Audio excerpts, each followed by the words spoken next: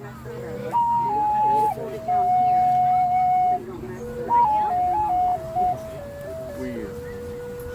guys, it's me, Peyton.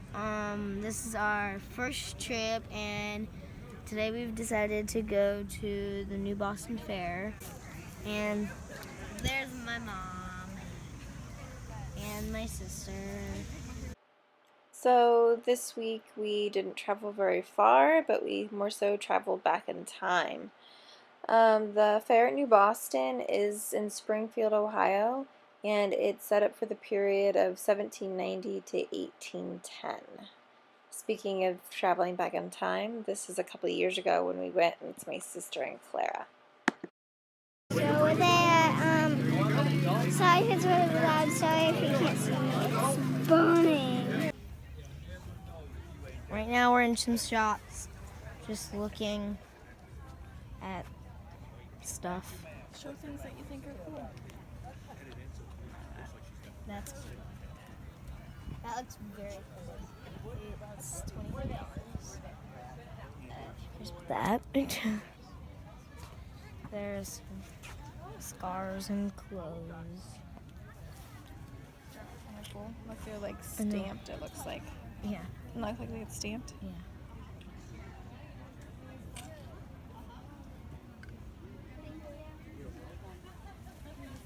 Oh, look, there's an example.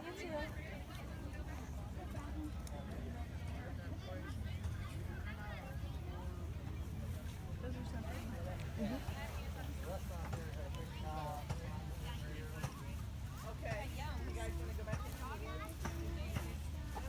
There's Cheapside. Oh, little thing there. What? Oh, look at that. Oh. How cool is that? This looks Look at that thing. Tiny arm on it. Mm-hmm. Nice. Yeah, this is actually, he's actually made with 3 different molds. And he's actually pretty mobile, believe it or not. See his shield moves. Got little joints. Yep.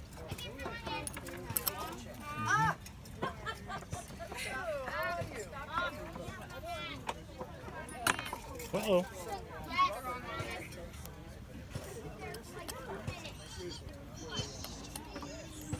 How long does it take you to build one like that? This? Well, they're all different. Some of these pieces, like this artillery piece I'm working on, is from three different molds, and you have to put all the pieces together. So this one takes a few hours. You have to drill the holes out and stuff. Some of these are pretty simple. Melt your metal. This is pewter, this mess here. It's actually a mixture of tin, bismuth, and copper. You can see the discoloration there that looks kind of gold. That's a copper, believe it or not. So that melts at 540 degrees, but I keep it about 600 degrees when I'm at home. And you got a 2-part mold. Put them together like this, and then you pour your metal, and then let it cool. That's lead, by the way. So you might want to wipe your hands off before you eat. Make sure you wash your hands. The ones that we sell are lead-free pewter. This is actually from Germany. It's an old mold. It's from the mid-1800s. So after you pop your mold out, you get your figure out. It's typically got some things you got to take off of it with your tin snips. You snip off this and clean all that off.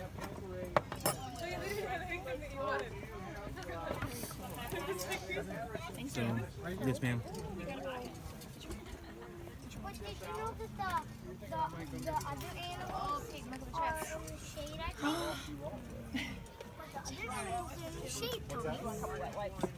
So we got the They didn't exist in the 18th century, but I happen to have some. You mean damp cloth? They're so good. I need her secret. Okay. I think we should get a chicken. Right now we're walking to our next shop. I think there's some horses up here. So there's a ton of shops around filled with all kinds of period things. Anything from toys to clothing to antiques, replicas. There's soap there that I get every year that I love and get sad when I run out of. And the food. There's always this homemade bread with all kinds of butter, which we obviously enjoyed very much. Hey guys, I'm sure somebody I got this fan and it's high and my mom got this thing. Showing them the trunk.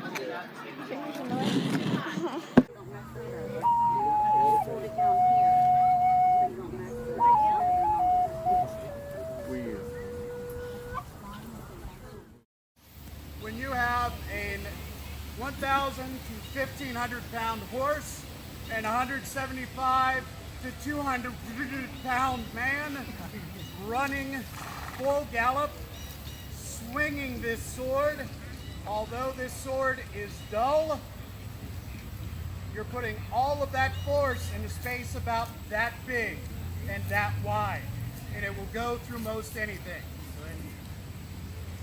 So the sword was very important, and we will show you how swords were used against other horses and also against ground troops. I'm going into this house. There's lots of bushes. Going into this house. There's a log right there. I can sit on it. Would you be able to sleep there, you think? Yeah, it's really Hey Peyton, you gonna sleep there? Sure. Come on, guys.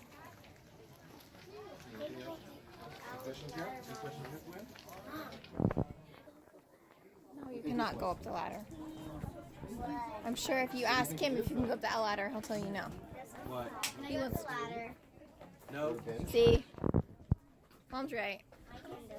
Like Hotel California, you can go up but you never can come down.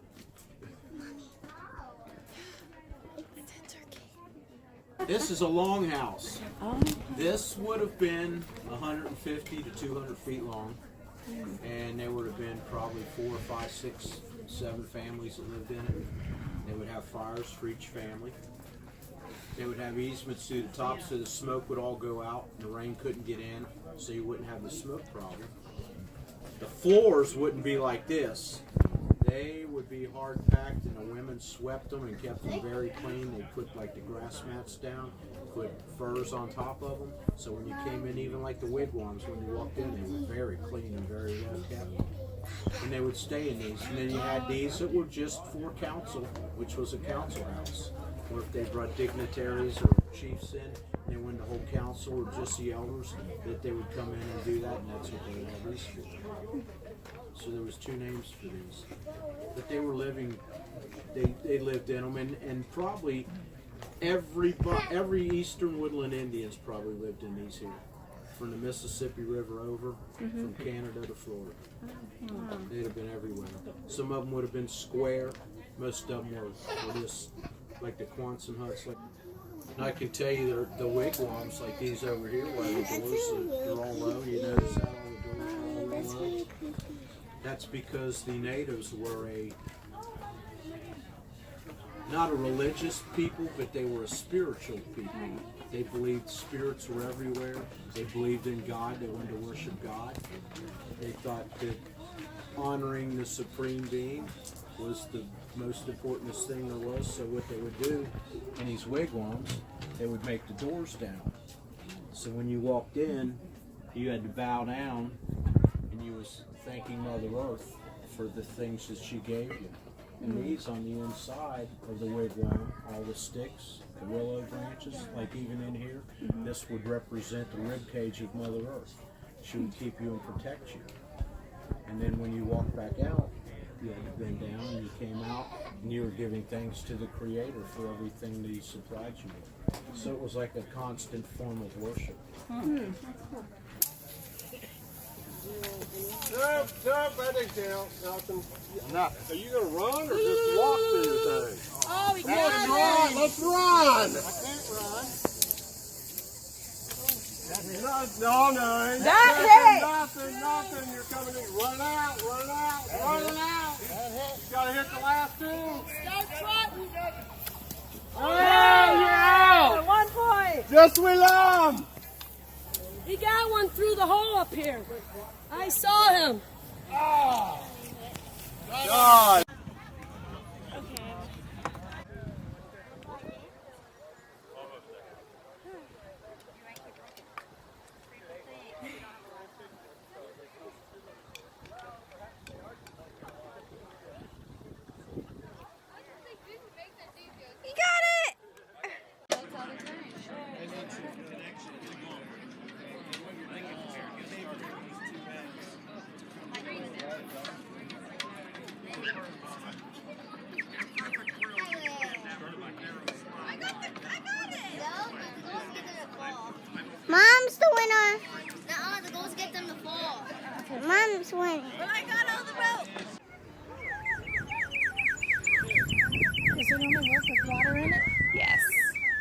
have to find a certain amount of water.